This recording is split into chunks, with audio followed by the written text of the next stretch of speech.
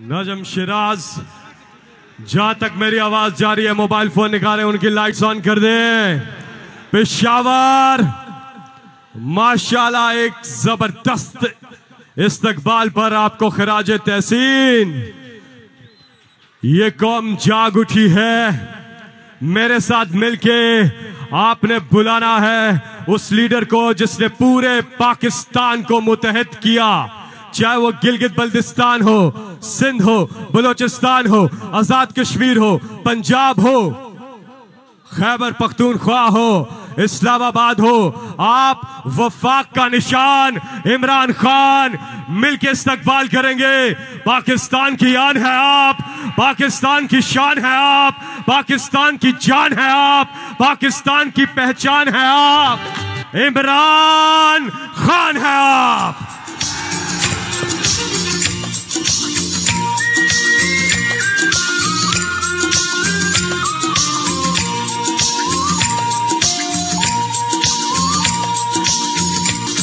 भी पाकिस्तान हूँ, तू भी पाकिस्तान है, तू तो मेरी जान है, तू तो मेरी आन है, तू मेरा ईमान है।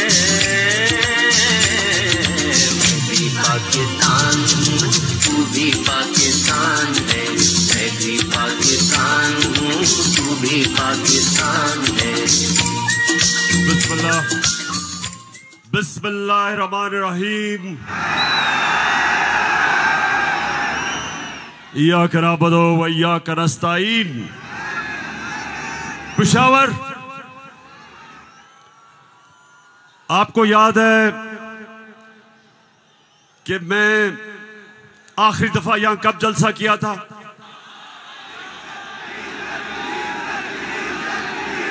जब एक बैरूनी साजिश के तहत हमारी हुकूमत को गिराया गया, तो पहला जलसा मैंने उसके बाद अपने पेशावर की आवाम के पास आके किया।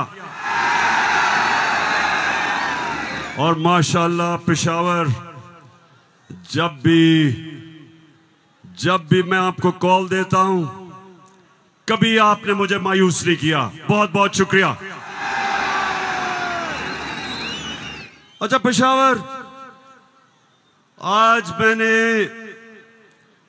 बात तो आपसे करनी थी सैलाब की। कल मैं सखर गया और मैं आपको यकीन दिलाता हूं कि अल्लाह ने हमारे पाकिस्तानियों को, खास तौर पे सिंध, बलूचिस्तान, डीजी खान,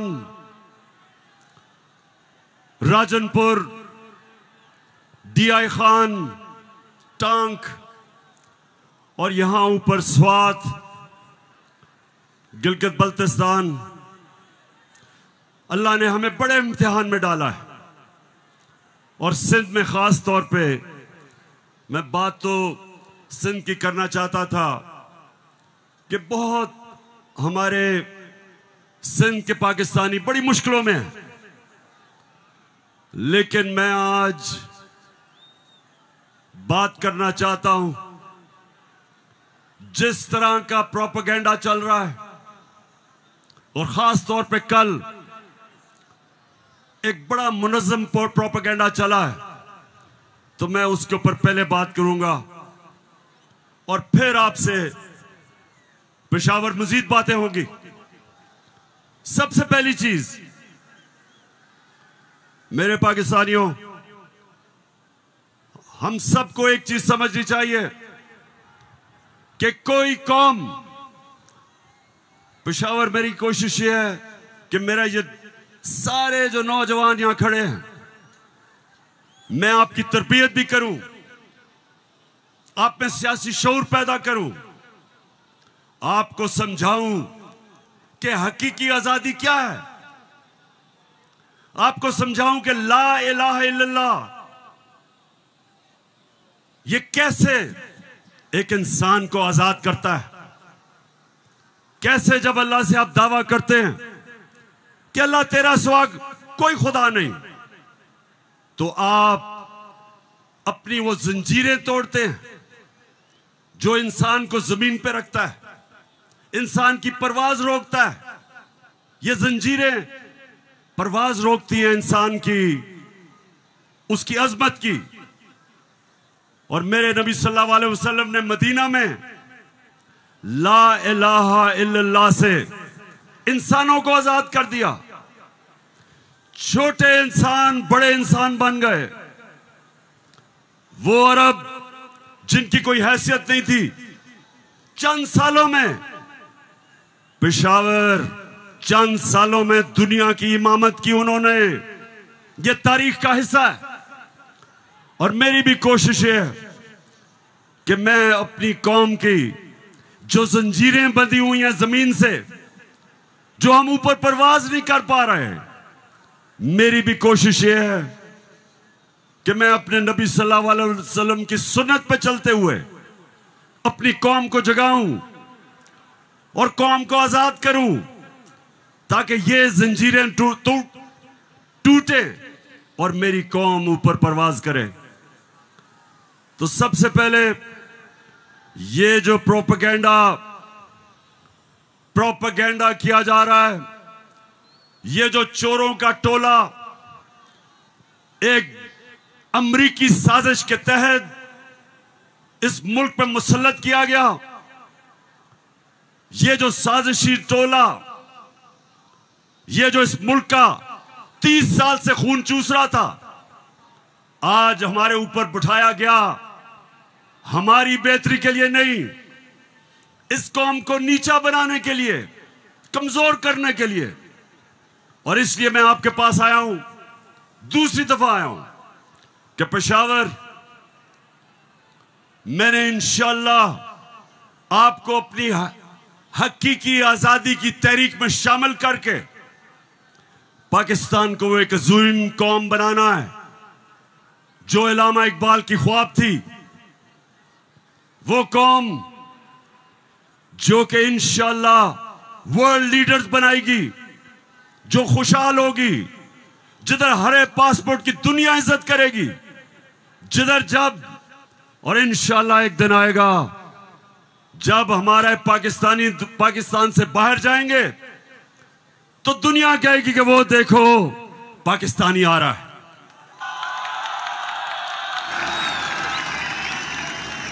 मेरे पाकिस्तानियों, एक ऐसा वक्त था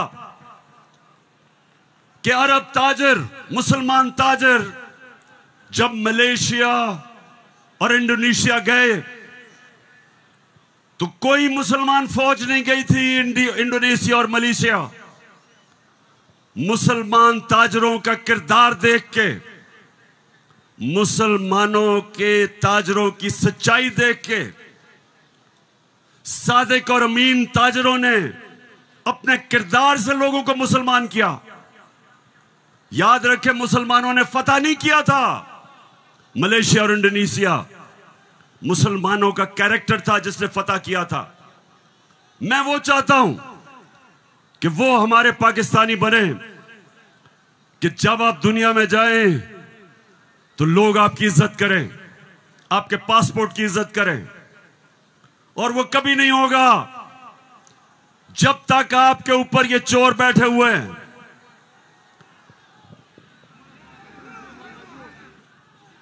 शबाज शरीफ, मैं चाहता हूं पेशावर जरा गौर से, क्योंकि आज मैंने बड़ी वीडियोस दिखानी है आपको।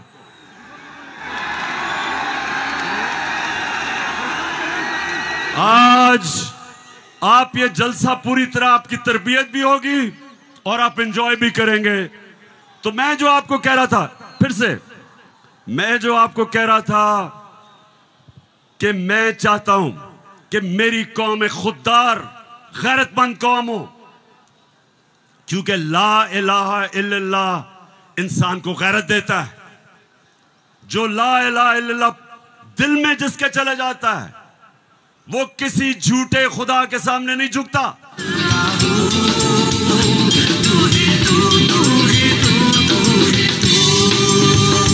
अच्छा, अब देखो, जो मैं चाहता हूं कि किस तरह की कौम मुझे चाहिए, और जरा ये देखें इंपोर्टेड क्राइम मिनिस्टर को। मैं सऊदी अरब से होके आया हूँ, मैं यूएई के होके, अभी मैं तुर्की होके आया हूँ, और मैंने उन भाइयों को कहा कि आप हमारे बड़े अजीम भाई हैं, हमेशा आपने हमारी मदद की। और मैंने यही कहा, जब मैं आया हूँ तो आप समझेंगे शायद ये मांगने आया है, मैं मांगने नहीं आया। मैं आया हूँ तो आप समझेंगे शायद ये मांगने आया है, मैं मांगने नहीं आया, लेकिन मजबूरी है। जिस तरह माजी में 75 साल में आपने हमारा हाथ बटाया है, कुछ अर्सा आप हाथ बटा। मैंने कहा मैं वादा करता हूँ कि इंशाअल्लाह हम पूरी कौम हम मिलकर दिन रात मेहनत करेंगे, पसीना कराएंगे, अपने पांव पे खड़े होंगे। क्यों पेशावर, सुन लिया? ऐसे आदमी को आप अपना प्राइम मिनिस्टर मानते हो?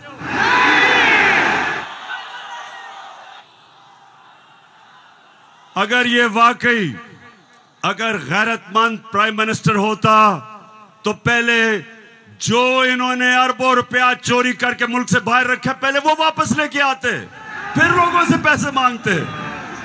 अपना पैसा चोरी करके मुल्क से बाहर, और बाहर जाके लोगों से पैसे भीख मांगना।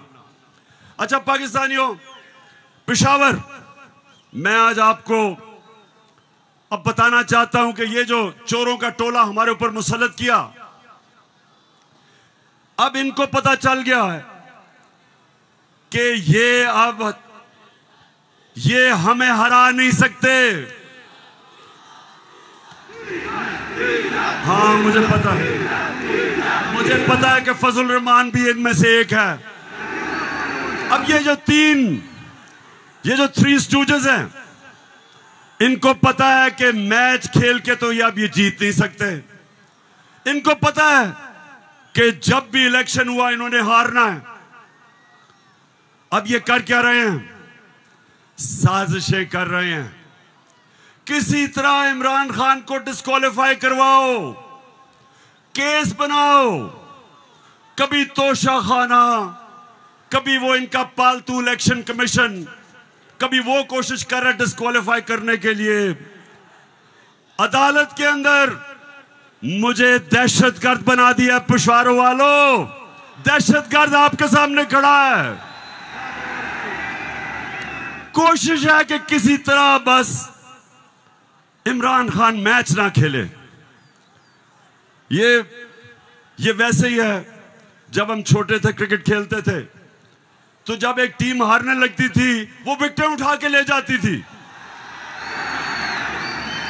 अब यही कर रहे हैं, मैच खेल नहीं सकते, किसी ना किसी तरह बस इमरान खान को बाहर निकालो टीम से। दूसरी चीज, और ये उससे खतरनाक चीज कर रहे हैं पेशावर, ये कोशिश कर रहे हैं कि किसी तरह पाकिस्तान की सबसे बड़ी जमात,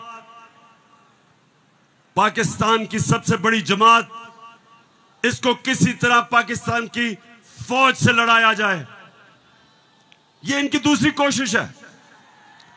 पहले डिस्क्वालीफाई करो और साथ साथ कोशिश करो कि पाकिस्तान की फौज के खिलाफ प्रोपेगेंडा करके लड़वाएं, और फिर पाकिस्तान की अदलिया के खिलाफ कि पाकिस्तान के इदारे किसी तरह तरीके इंसाफ के खिलाफ हो और ये किसी तरह मैच जीत जाए। बस मैं आज आपको वीडियोस दिखाने लगा हूं, और मैं उससे पहले आपको बताऊं कि कोशिश इनकी क्या है।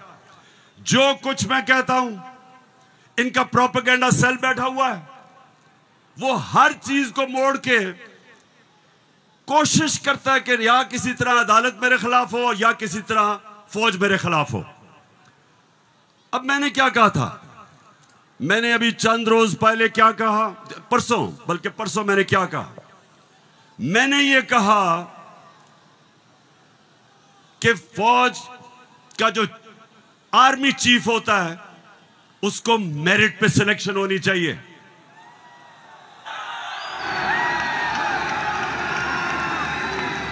अब मुझे ये बताओ कि कोई भी किसी का खैर ख्वाह होता है, वो हमेशा चाहेगा अगर इदारा मजबूत करना है मेरिट पे सिलेक्शन हो। ये दुनिया का असूल है। आपने अगर फैक्ट्री सही चलानी है, ऊपर मेरिट पे आदमी बिठाओ। आपने अगर मुल्क को ऊपर लेके जाना है, क्रिकेट टीम अच्छी बनानी है, तो मेरिट के ऊपर सिलेक्शन हो। इसमें क्या गलत बात की थी? और मैंने साथ ये कहा था कि नवाज शरीफ और आसिफ जरदारी, ये किसी सूरत इन दो डाकुओं को पाकिस्तान का आर्मी चीफ नहीं सिलेक्ट करना चाहिए। ये क्यों कहा था मैंने ये इसलिए कहा था, सबसे पहले नवाज शरीफ मुल्क का मुजरिम है। अरबों रुपए की प्रॉपर्टीज बाहर इसकी पनामा में पकड़ा गया, सजा हुई इसको। झूठ बोल के मुल्क से बाहर भागा, मफरूर है। मुझे यह बताएं पेशावर, जरा मुझे यह बताएं कि क्या एक चोर को, एक मफरूर को, एक भगौड़े को जो मुल्क से बाहर पैसा ले जाता है, क्या उसको पाकिस्तान का आर्मी चीफ सिलेक्ट करना चाहिए? जरा मुझे बताएं। और इधर बात खत्म नहीं होती। दूसरी, डॉन लीक्स क्या थी? हिंदुस्तान पाकिस्तान की फौज को कह रहा था ये दहशतगर्दी कर रही है। हिंदुस्तान उस वक्त के पाकिस्तान के सिपा सलार रहील शरीफ को कह रहा था ये दहशतगर्दों का सरदार है। और डॉन लीग्स में क्या चीज सामने आती है? बजाय नवाज शरीफ और नून लीग अपनी फौज के साथ खड़े हो, वो हिंदुस्तान को पैगाम पहुंचाते हैं कि जी हम कुछ नहीं कर रहे, फौज सब कुछ कर रही है। अपने से फौज को अलग कर लिया। काठमांडू में सार्क मीटिंग में बरका दत्त किताब में लिखती है कि नवाज शरीफ छुप छुप के नरेंद्र मोदी को मिल रहा था अपनी फौज से डर के। और दूसरी तरफ आसिफ जरदारी, वो अमेरिकनों को कहता है, अपने अमेरिका में पाकिस्तान का एम्बेसडर हुसैन हक्कानी, वो जाके अमेरिकनों को, एडमिरल मलन को कहता है कि जनाब गवर्नमेंट को और जरदारी की गवर्नमेंट को पाकिस्तान की फौज से बचा लो। ये वो लोग हैं, बताओ मुझे, ये आर्मी चीफ सिलेक्ट कर सकते हैं? क्या हम इतने अहम ओहदे इन दोनों चोरों के हाथ में देंगे? नहीं देंगे। लेकिन तीसरी चीज पेशावर सुनो, इन्होंने सबको, मैंने बार बार आपको वो मुरासला दिखाया जो अमेरिकी अंडर सेक्रेटरी ने धमकी दी पाकिस्तान को, पाकिस्तान के एम्बेसडर असद मजीद को, कि अगर तुमने इमरान खान को ना हटाया तो पाकिस्तान को मुश्किलों का सामना करना पड़ेगा। और नो कॉन्फिडेंस मोशन में अभी टेबल नहीं हुई थी, तब वो धमकी देता है। और सबको पता है उसके बाद क्या हुआ। नो कॉन्फिडेंस आता है, चोरी के पैसे से मेंबर पार्लियामेंट खरीदे जाते हैं, करप्शन के पैसे से लोटे बनाए जाते हैं। और आपका भी एक बहुत बड़ा लोटा था। कौन लोटा था आपका? एक ही पख्तूनख्वा से लोटा आया और बहुत बड़ा लोटा था वो। लोटों पे पैसा चलता है, लोटों पे नोट चलते हैं, और उसके बाद हमारी हुकूमत गिराई जाती है और इनको इंपोर्टेड हुकूमत ऊपर लगाई जाती है।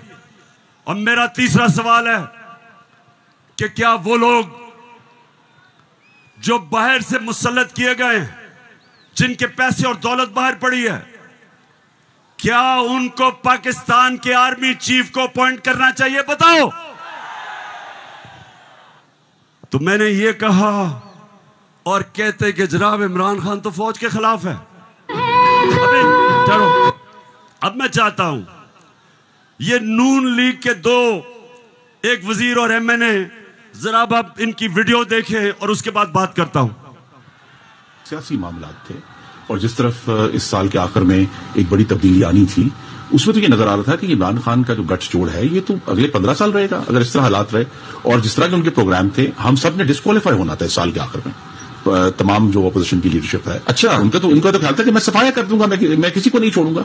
तो ये आपका खदशा है, मालूमात है? जी, हमारी सीरियस मालूमात। आपके ख्याल में जो आप ये लोगों को भूल जाता है, लेकिन कुछ माह पहले जो कहा कि हम नैब के कुछ 100 जज और हायर कर रहे हैं और हम सारे केसों को एक्सप्लाइट करेंगे, तो उस मैस लेवल के ऊपर मैस लेवल पे डिस्क्वालिफिकेशन होनी थी। बिगिनिंग शहबाज शरीफ डाउनवर्ड, शाहिद खान अब्बासी, हसन इकबाल और ऑल ऑफ अस, सिर्फ मुस्लिम लीग नून की नहीं। आपके ख्याल में जो कोalition बनी है वो इसी वजह से बनी है कि इमरान खान साहब के तो फाशिस्ट प्लान्स थे ना इस मुल्क के ऊपर हमला करने के। तो लिहाजा ये आज मुश्किल जरूर है, लेकिन ये हमें याद रखना है जब हम मुआशियत की डिस्कस करते हैं कि यहां जमहूरियत का, हाकमियत का और वफाकियत का मामला भी मौजूद है, जिसको हमें साथ लेकर चलना है। तो इसलिए एक लार्जर कॉन्टेक्स्ट में सियासी मामला कि जो हमें लोग कहते थे, डराते थे, दबाव में लाते थे इस बात पे कि अगर फौरी तौर पर अदम एतमाद करके आप हुकूमत में ना आए तो फलां आ जाएगा, फलां बैठ जाएगा किसी चेयर पे। कोई किसी किस्म का हमें उस वक्त भी ना नोटिस था ना हमने लिया था, मगर इत्तेहादी जमातों के हम फैसलों पर के पाबंद थे। मैं आज भी ये बात कहने लगा हूं कि अगर कि जो हमें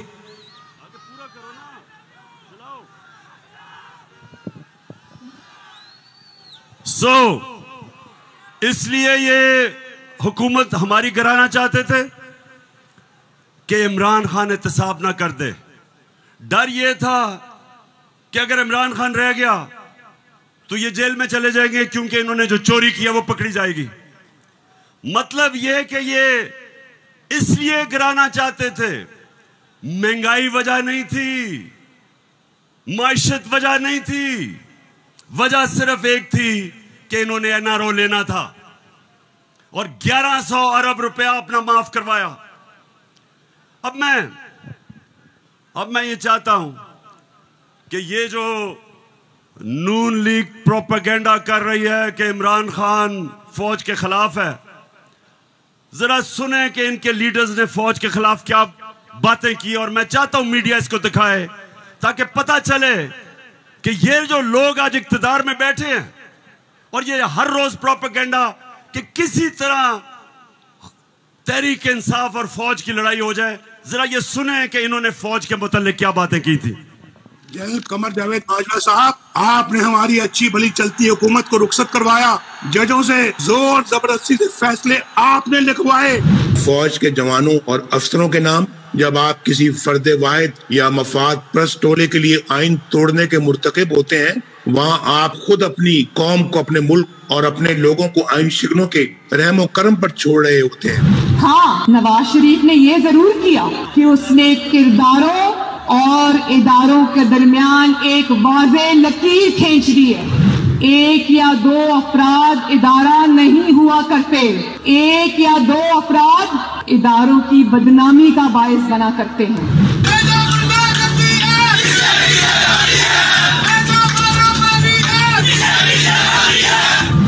जो शख्स इस किस्म की कार्रवाइयों में मुलव्वस रहा हो उसका एहतसाब होना चाहिए।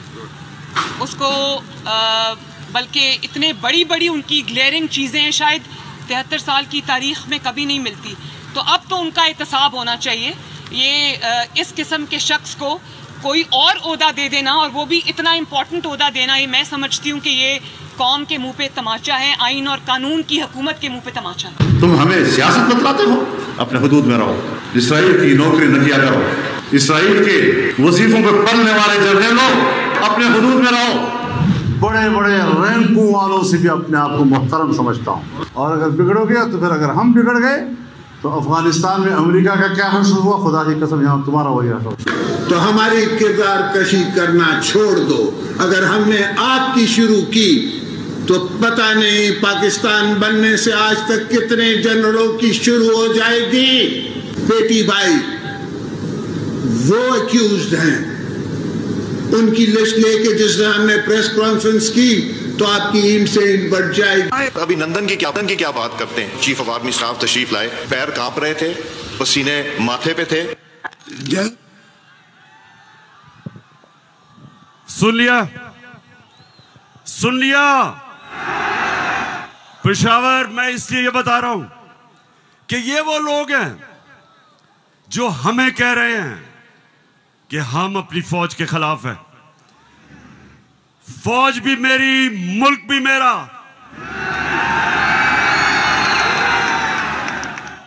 जितने इदारे मजबूत होंगे मुल्क मजबूत होगा, अदलिया मजबूत होगी मुल्क मजबूत होगा, फौज मजबूत होगी, हम आजाद हो सकेंगे।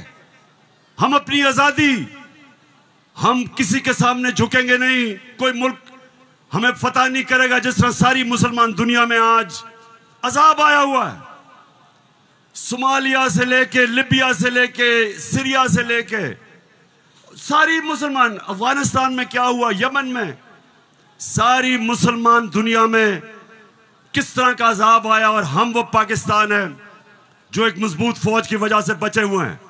तो नून लीग वाले ये समझ जाओ कि हम वो लोग हैं जो इस मुल्क के इदारे मजबूत करेंगे। और कभी अगर कोई तनकीद करते भी हैं अपनी फौज के लिए, उसकी बेहतरी के लिए करते हैं, तामीरी तनकीद करते हैं। अब वो चलाओ।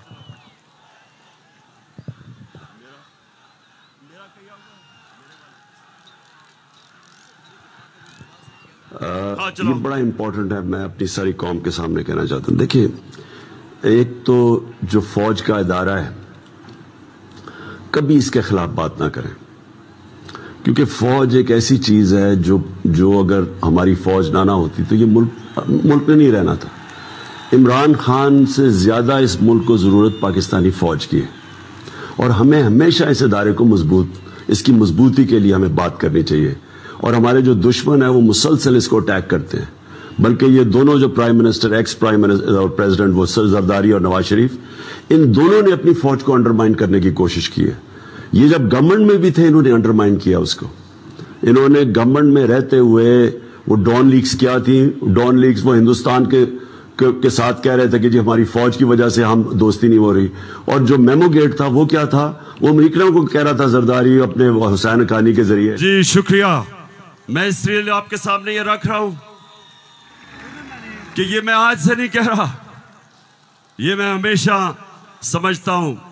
और आज तो है ही 6 सितंबर। पेशावर, मुझे अभी भी 6 सितंबर याद है। मैं उस वक्त स्कूल में था, और मुझे याद है जब के लाहौर के पास हिंदुस्तान की फौज आई, और जो वहां जिस तरह की हमारे घरों में बमबारी की आवाज आ रही थी, तो मुझे तो बड़ी अच्छी तरह 6 सितंबर याद है। और मुझे यह भी याद है कि सारी कौम तब खड़ी थी अपनी फौज के साथ। अब दूसरी चीज, मैं ये चाहता हूं कि आप सब देखें कि जुडिशरी के खिलाफ ये नून लीग ने पाकिस्तान की अदलिया के खिलाफ क्या बातें की हैं, जरा ये जरूर देखें, फिर मैं आप अगली बात करता हूं। इस तरह बेंच फिक्सिंग भी एक जो इस पे भी फजल रहमान देख ले कितना गुस्सा चढ़ा हुआ है इसको। सारे फैसले एक ही जज करेगा, जैसे लगता है कि उसका जज नहीं है, उसके पार्टी का रुकन हो। जब बेंच बना तब से लेकर आज तक के फैसले तक इंसाफ होता हुआ नजर नहीं आ रहा था। अपने एक शख्स की वजह से आज आइन की तशरीह को में फर्क डाला जा रहा है। अपनी मर्जी से आइन की तशरीह की जा रही है। फुल कोर्ट इसलिए नहीं बनाया गया कि अगर फुल कोर्ट बन जाती तो आज का फैसला मुख्तलिफ होता। मौजूदा बेंच है, उसमें जो मुअज़्ज़ज़ जज साहबान बैठे हैं, उन जज साहबान का हमारे मतलब जो उनके ख्यालात हैं उनसे भी कोई ना वाकिफ नहीं है, ना हम ना वाकिफ हैं। और उसके बाद हर वो केस जिसका फैसला हमारे खिलाफ आना हो, उस बेंच का जो है वो वही हिस्सा होते हैं। और अब तो ये बात पहले से जो है वो प्रिडिक्ट होने लगी है। जो सहाफ़ी वहाँ सुप्रीम कोर्ट की कार्रवाई को कवर करते हैं, तो वो पहले से जब बेंच बनता है या कोई केस जाता है तो वो पहले से बता देते हैं कि इसके ऊपर फलां बेंच बनेगा। अगर कुछ लोग गैर जानिबदार नहीं होंगे, अगर इसके सहूलतकार पीछे नहीं हटेंगे, तो हमें बता दें, मुल्क कौन चलाएगा? सुप्रीम कोर्ट के जजेस ने पीछे बेंड करके अपने आप को कभी इधर कि नहीं, शायद उनको समझ नहीं आई, शायद उनके तक पैगाम नहीं पहुंचा, वगैरह वगैरह वगैरह करके इनको हाथ नहीं लगाया इनको। तो मतलब ये है कि इनको कौन सी दीवार पे लगाया? तो जिस तरह मैच फिक्सिंग एक जुर्म है, इस तरह बेंच फिक्सिंग भी एक जुर्म है। जब बेल का फैसला होने वाला होता था, जेल में उस दिन खबर मिलती थी कि 3 हफ्तों के लिए बेंच डिसॉल्व हो गया, नया बेंच, या कोई जज छुट्टी पे चला गया, जाता नहीं था, भेजा जाता। काजी फाइज ईसा साहब के मामले में माय लॉर्डशिप से ये पूछना चाहती हूँ कि वो आपके ब्रदर जज थे ना, आपने क्या किया? तो फिर हमारी बात नोट कर लो, हम हर उस अदालत का और उस जज का घेराव करेंगे जो तुम्हारे इस गंदे और घटिया एजेंडे को परवान चढ़ाने के लिए अपोजिशन के खिलाफ जो है इकदाम करें। चीफ सेक्रेटरी साहब, आपको इस बात का जवाब देना पड़ेगा। आपने इधर ही रहना है, आपके बच्चों ने भी इधर ही रहना है। कमिश्नर लाहौर साहब, आपने भी इधर रहना है, आपने सर्विस भी करनी है। इसलिए आपको ये चाहिए था कि आप इस गैर कानूनी अमल के आगे दीवार बनते और इसे बजा लाने से इनकार करते। आला अदलिया के जजेस पार्टी बनकर अगर चीफ जस्टिस वो जबान इस्तेमाल करेंगे जो इमरान खान कंटेनर पे चढ़ के करता था, तो उस जबान का वही जवाब मिलेगा जो नवाज शरीफ के सियासी मुखालिफिन को दिया जाता है। आप कौन होते हो किसी की तौहीन करने वाले? आप कौन होते हो किसी की तज़हीक करने वाले? ऐसे नाइंसाफी पर मबनी फैसले करोगे, बुग़्ज़ पर मबनी फैसले करोगे, इंतकाम वाले फैसले करोगे तो कौन इज्जत करेगा आपकी? फिर तौहीन अदालत लगा देते हो। 5 मेंबर बेंच ने सियासी पार्टी बना दिया पूरी अदलिया को और उसको मुस्लिम लीग नून के सामने ला के खड़ा कर दिया। क्या बताओ, मुल्क की सबसे बड़ी अदालत की इससे भी बड़ी तौहीन हो सकती है कोई? हम आपकी इज्जत करना चाहते हैं, आप भी तो अपनी इज्जत करवाओ। तो जस्टिस अजमत सईद साहब जो है उनको कौन नहीं जानता, पर्सनली जाती तौर पे असरअंदाज होकर उन्होंने JIT बनवाई, बदनाम जमाना JIT को आज तक व्हाट्सएप। मैं सिर्फ आपको ये थोड़ा सा सैंपल दिखा रहा हूं कि किस तरह का ये अपने पाकिस्तान की अदलिया के खिलाफ क्या जबान इस्तेमाल की गई है। और मैं अपना आपको बता दूं, आज से 26 साल पहले जब मैंने सियासत शुरू की तो उसको इंसाफ की तहरीक का, आजाद अदलिया के लिए सबसे पहले हम खड़े हुए। जेल में वाहिद सियासी लीडर था जो आजाद अदलिया के लिए जेल में गया। 2008 की इलेक्शन बॉयकॉट की अपनी अदलिया के लिए। उसके बाद जब हम इक्तदार में आए तो इस्लामाबाद में 50 साल के बाद पहली दफा जुडिशल कॉम्प्लेक्स बनाया अपने जजेस के लिए। मैं ये इसलिए आपको कह रहा हूं कि जो कानून की बालादस्ती, रूल ऑफ लॉ, कोई माशरा आगे नहीं बढ़ सकता जब तक वहां इंसाफ नहीं होता, और इंसाफ देती है अदलिया। इसलिए हमने हमेशा अपनी अदलिया की इज्जत की है। ये जो नून लीग के लोग हैं जो आज जिस तरह की जबान इस्तेमाल कर रहे हैं, सोशल मीडिया पे अटैक कर रहे हैं इस्लामाबाद के चीफ जस्टिस को, ये कभी, मैं आपको ये बता रहा हूं कि मैंने कभी अपनी पार्टी को इजाजत नहीं दी कि अदलिया को अटैक करे, क्योंकि आखिर में इंसाफ होगा तो मुल्क में खुशहाली आएगी, और इंसाफ अदलिया देती है। मुझे बड़ा जनाब इन्होंने कहा कि देखें इमरान खान ने कोई बड़ी गलत जबान इस्तेमाल कर दी। मैं आप सबके सामने आज ये कहना चाहता हूं कि मैं अपनी अदलिया की इज्जत करता हूं, लोअर कोर्ट्स की इज्जत करता हूं। वो लोअर कोर्ट्स जो आम इंसानों की खिदमत करते हैं और मुश्किल हालात में, अगर एक मैजिस्ट्रेट जेबा के खिलाफ ऐसे लगा कि मैंने कोई सख्त जबान इस्तेमाल की, उसकी वजह थी मैं शहबाज गिल को देख रहा था, उसके ऊपर तशद्दुद हुआ, उसको जिसको कहते हैं कस्टोडियल टॉर्चर, उसको हवालात में बंद करके तशद्दुद किया गया, नंगा किया गया। और उसकी जब हमने देखा उसके हालात और उसके ऊपर प्रेशर डाला गया कि मेरे खिलाफ स्टेटमेंट दे, मेरे उसके ऊपर अगर ज्यादा ऐसे लगा सख्त स्टेटमेंट है, ये मेरा मकसद नहीं था। कभी मैं ये नहीं समझ सकता कि मैं किसी जज को धमकी दूं, लेकिन मैं आज सबको ये कहना चाहता हूं कि इस मुल्क में जब तक इदारे मजबूत और ताकतवर नहीं होंगे, मुल्क ऊपर नहीं आएगा। आज अगर मगरिब के अंदर खुशहाली है तो वहां इंसाफ है। जितना ज्यादा इंसाफ और कानून की बालादस्ती, उतना खुशहाल माशरा। तो मेरी तो पहले दिन से यह स्ट्रगल है। तो पेशावर सबको मैं आज पैगाम देना चाहता हूं कि ये जो कोशिश की जा रही है तहरीक इंसाफ को इदारों से लड़ाने की, ये कौम सब समझ गई है। कौम में सियासी शऊर आ गया है। लोग एक एक चीज, कभी भी पाकिस्तान के अंदर अवाम और बच्चे और नौजवान और मेरी ख्वातीन बहनें, कभी इस तरह का शऊर और बेदारी नहीं थी जो अल्लाह के फजल से आज पाकिस्तान में है।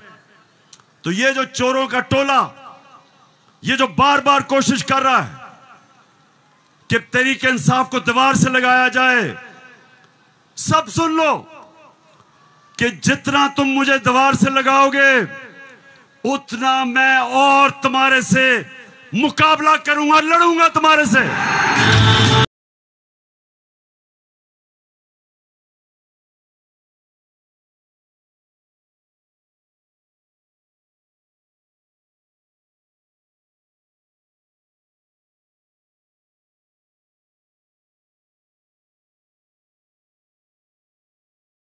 अपनी सारी कौम, सबका सारी कौम के पास जा रहा हूं। 7 महीने से मैं पब्लिक में हूं, हर शहर में जा रहा हूं, अपनी कौम को तैयार कर रहा हूं कि मेरे पाकिस्तानियों, जब मैं तुम्हें कॉल दूंगा तुमने निकलना है मेरे साथ। कहती है ये राहे अमल, आओ हम सब साथ चले, मुश्किल हो या आसानी, हाथ में डाले हाथ चले। धड़कन है पंजाब मगर दिल अपना मैदान है।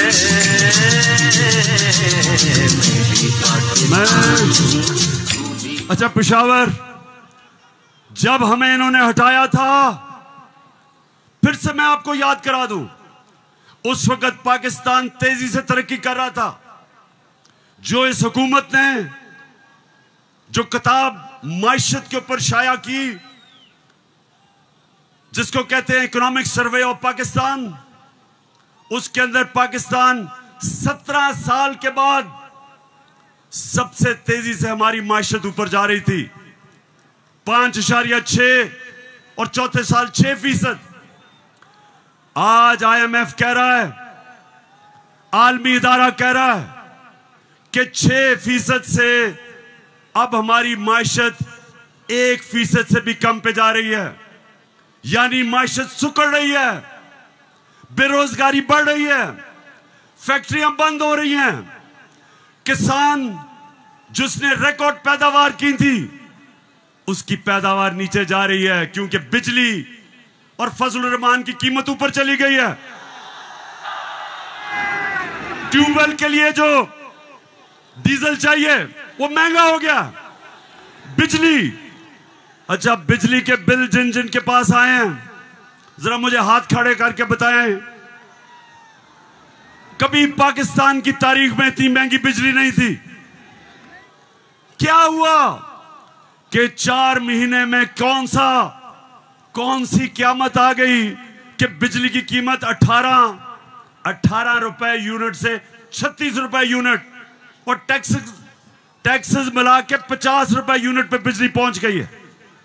गंदम 850 रुपए पे 20 kg मिलती थी, आज कराची के अंदर 2000 रुपए पे नहीं मिल रही। बलूचिस्तान में देखें गंदम की कीमत किधर गई।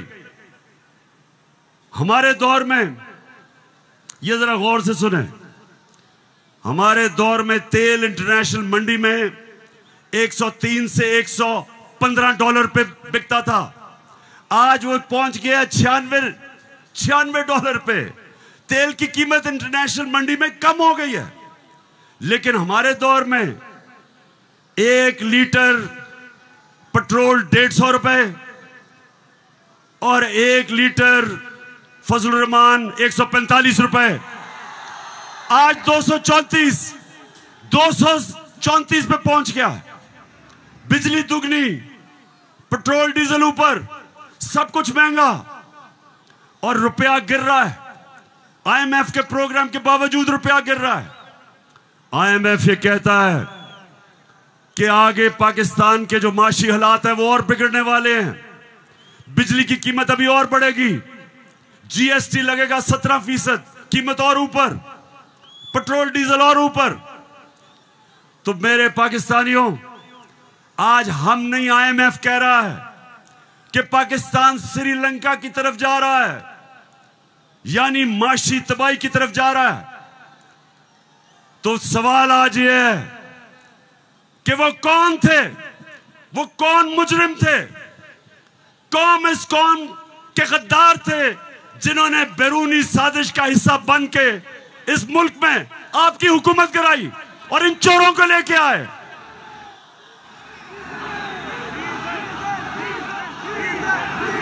मैं अब जरा जो आपको आजकल जो नवाज शरीफ की बेटी आजकल बनी हुई है,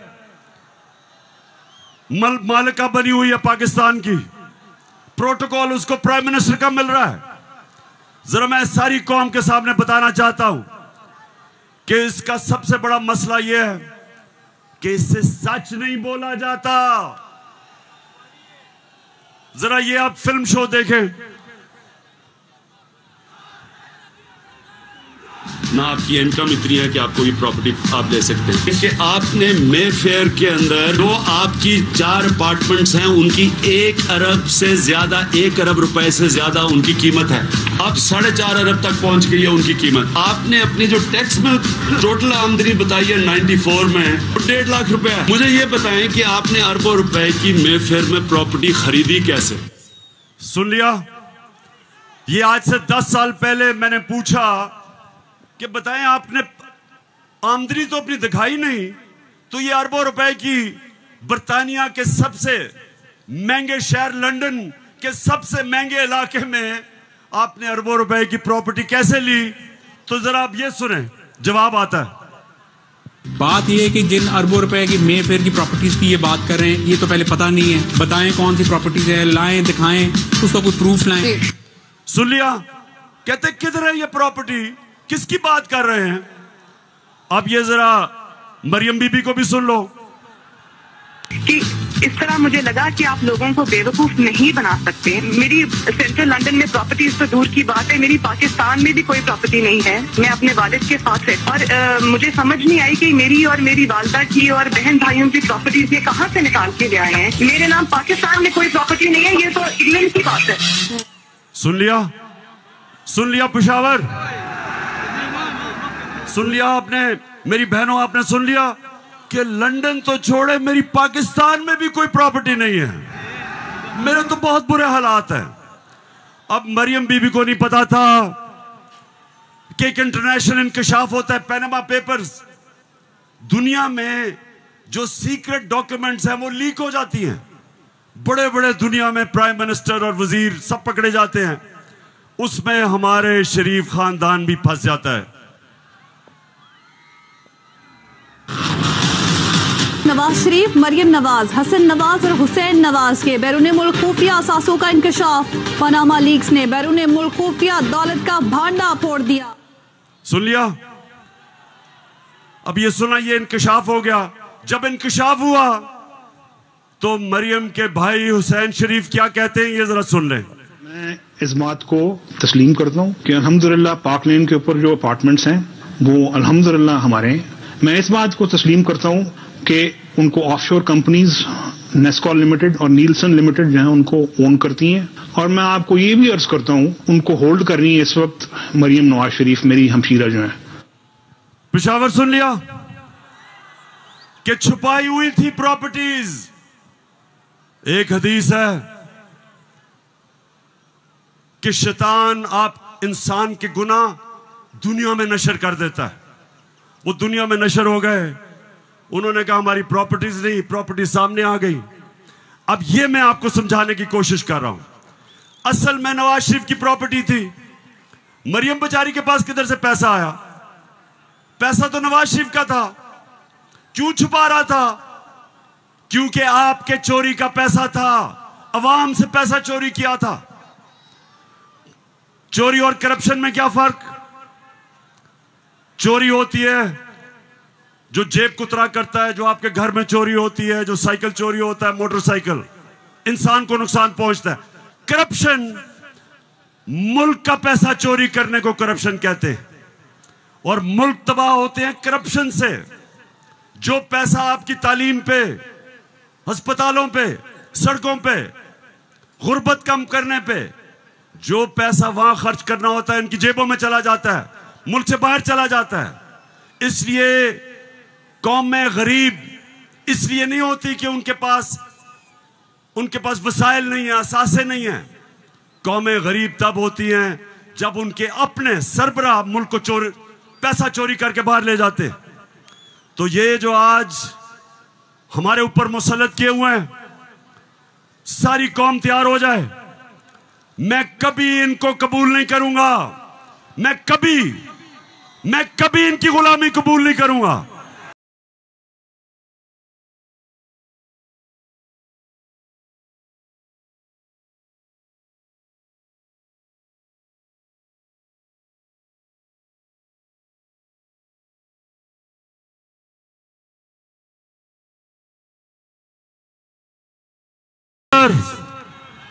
हाथ खड़ा करके बताओ आप तैयार हो जब मैं आपको कॉल दूंगा?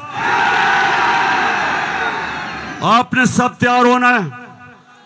जिस तरह मैं आपको कह रहा हूं, कहता रहा हूं, मैं हूं आपका कप्तान और आप मेरी टीम हो। और ये वर्ल्ड कप हमने पाकिस्तान की हकीकी आजादी के लिए जीतना है। एक अजीम मुल्क बनाना है पाकिस्तान को। हमेशा आजाद मुल्क ऊपर जाते हैं, गुलाम मुल्कों की परवाज नहीं होती। हम ये नहीं चाहते कि हम किसी दुनिया के मुल्क से लड़ाई करें। हम अमेरिका को मैं बार बार कहूं कि अमेरिका, हम अमन में आपके साथ हैं, किसी जंग में हम आपके साथ नहीं हैं। हम दोस्ती चाहते हैं, लेकिन हम किसी सूरत आपकी गुलामी नहीं चाहते। हम अपनी जमीन नहीं इस्तेमाल होने देना चाहते किसी और लड़ाई के अंदर। हम नहीं चाहते कि हमारी जमीन इस्तेमाल हो किसी भी दुनिया के मुल्क के ऊपर आप किसी किस्म की जारियाना कार्रवाई करें। हम ये नहीं चाहते। हम फिर से कहते हैं, हम अमन में सबके साथ हैं। हम तो हिंदुस्तान से भी अच्छी दोस्ती करेंगे, लेकिन पहले कश्मीरियों को उनका हकूक दो, उनकी स्टेटहुड वापस करो। हम हिंदुस्तान से भी बातचीत कर लेते, लेकिन हम किसी सूरत अपनी आजादी के ऊपर सौदा कभी नहीं करेंगे। मेरे साथ हो पेशावर, साथ हो मेरे। तो फिर से जाते हुए आखिरी बात, आप सब ने तैयार रहना है। मैं आपको कॉल दूंगा इस्लामाबाद की, और वो कॉल होगी इस मुल्क को इन चोरों से आजाद करने के लिए। पाकिस्तान जिंदाबाद।